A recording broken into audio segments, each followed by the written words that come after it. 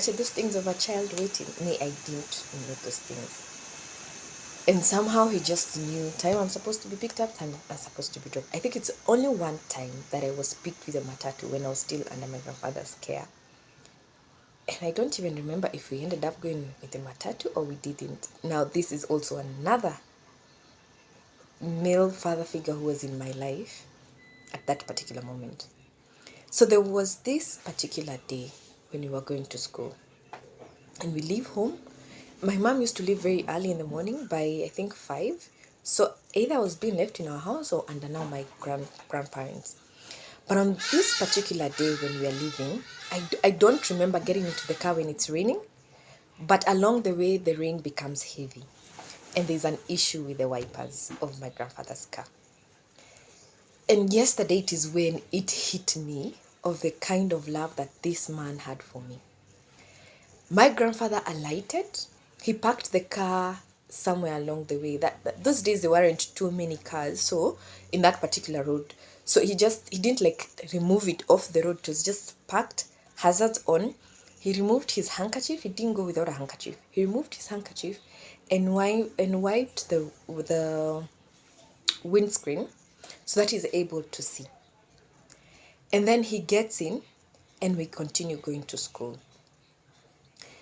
And at this particular moment, when I was remembering it yesterday, on that specific day, that is the image that has stuck in my head to date. I had forgotten it for a while, but it just came, it rolled back to my front of my brain, if I can, front of my memory. And it brought so many other memories of him in my life. But this particular one, when I was thinking about it yesterday, represented a love that I have never known, that I didn't even know that I had, that I didn't even know or thought about at some point in my life ever. So when I was thinking about it, it made me first appreciate that I had that in my life. I know there are places that I wronged him, but him being apparent first. Maybe he forgave me before I even realized. I used to be a very chatty child. And I don't see him getting frustrated by me asking questions, by me not being silent, by me talking over and over again. I don't see him getting frustrated when he's out in his creamish off-brown jacket and wiping the window, because he used to have such bright handkerchiefs, not white, but then they could be like cream or like this color of the wall. I just remember him wiping it and then coming back in, wiping his glasses, and then we go off. He's not frustrated. Even him getting out to wipe, it's just that he cannot see. And I wish I could be in his brain to know what he was thinking. Because, it would have been very easy for him to say, this child is not mine. Like, kata si lazima. Ama, she can go to school any other way because not having the wipers working is dangerous for him. But he took me to school. I don't remember going to class. I don't remember how we got to class. I don't know if there was an umbrella. I don't know if it is him who took me. I really don't. But in the evening, this man also came back for me. He came for me after class. Sorry, I'm getting a bit emotional. And there are moments, maybe this is now for speaking to other people who've had relationships like this. There are moments that the father figures in our lives do the best that they know how at that particular moment. But because of the void and the hunger that sometimes we have of the real father, we may not appreciate what we had. Because at some point, I don't think I appreciated what I had.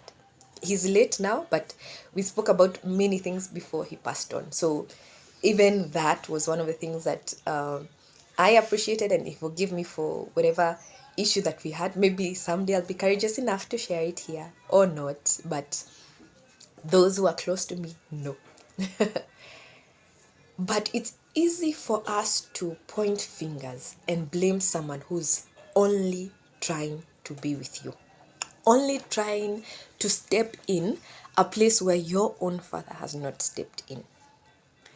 If you've ever had, it can even be a stepfather. And please remember, I'm not talking about people who are abusive. I'm not talking about men who came to take advantage of you. No, not at all.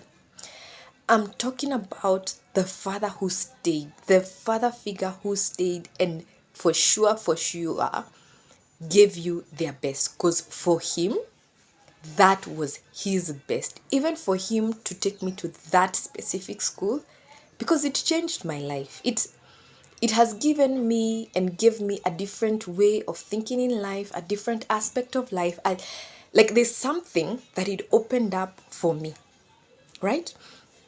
And it should have been very easy for me to lose it because of the void and the hunger that I'm talking about. It would have been extremely easy because I'll have continued saying you shouldn't, or you should have done this, you were supposed to. But it was just him being him. It was just him stepping in, shoes that he found fit for him to step in. There are many days that he used to call me his sister because I'm named after his sister. But then it went beyond me just being named after his sister or me being the daughter of his child, right? And you find that there are men who are like him. They come in, they step in, they do their best. But because of the hurt, because of the void, because of the anger, because of unresolved emotions, we turn back and stab the man that stayed, which is not right. It's not their fault, and it may not also be your fault, but deal with those emotions, deal with those feelings, and direct them to the correct path, because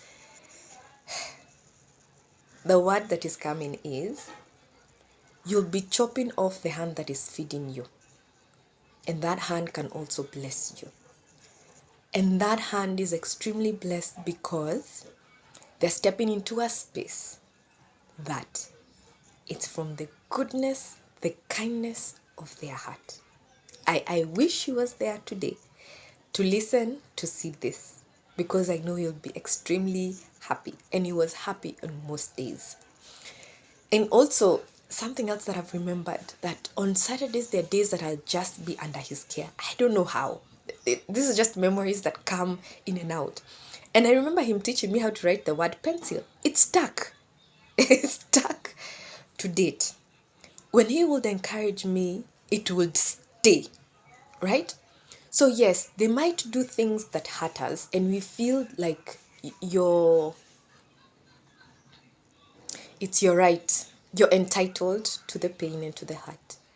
But please think again, because I am sure the good is going to outweigh the bad that has been done, maybe for a specific thing or even something that you want, because sometimes love comes with selfishness.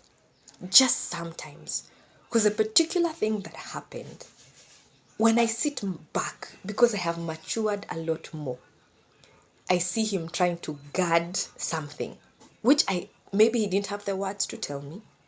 Maybe I didn't have the wisdom then. But now I can sit back and I'm like, there was something. But I did not know. And if I had chopped off that hand, I don't know what would have happened. But he knows that I appreciated it a lot. And even his daughter, before she passed on, she knew that I appreciated it a lot. So if there's someone who ever stepped in, it can be a grandfather, it can be an uncle, it can be a friend, just to guide or do some of these things specifically to you. And then they did something that you felt it was very unfair to you. Go and apologize. I know it is hard. I know forgiveness is not such a easy thing or such a nice thing. But you never know. You never know what you're opening. You never know why they did it. But for me, I know it was out of love, and that was the best way that it could be expressed. So, if you agree with me, please do what you're supposed to do. If you disagree with me, take time, sit back, think, reflect, and reach out, and let's see if there's any other way of dealing with. All right? You can reach me anywhere. You can find me on socials, Wanjiku Miriki. Please share this, subscribe, comment, let me know what your thoughts are. Let me also know if you're the one who stepped in, the man that stepped in, and also maybe you're feeling hurt because the child is not showing any gratitude, or you feel like they're being unfair to you because also maybe they are going through their own issues, not being able to process this at all.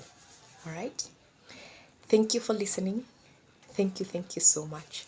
And thank you for the many topics that you guys have sent me to talk about, to share. We'll get to them. This year is about this completely. And let's keep healing the fatherless heart. Okay? And fathers, be present. Be consistent. That's what we know. For me, I knew he's always going to be there in the evening when I'm leaving school. Thank you. I think that's all.